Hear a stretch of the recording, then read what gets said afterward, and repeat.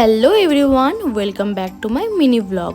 তো আমরা কদিন আগে মন্দারমণি ঘুরতে গেছিলাম, আর যাওয়ার পথে খুব খিদে পেয়ে গেছিলো, তাই কোলাঘাটে দাঁড়িয়ে একটা রেস্টুরেন্টে ঢুকে আমরা খাবার অর্ডার করি। আর যতক্ষণ না খাবার আসছিল ততক্ষণ রাজাকে ঠিক আমি এরমভাবেই জ্বালাচ্ছিলাম। আর তারপর আমাদের খাবার চলে আসে, আর আমি এখানে থালি অর্ডার দিয়েছিলাম কারণ দুপুরবেলা ছিল। তারপর খাওয়া দাওয়া করে গান করতে করতে চলে যাই মন্দারমণি যাওয়ার উদ্দেশ্যে।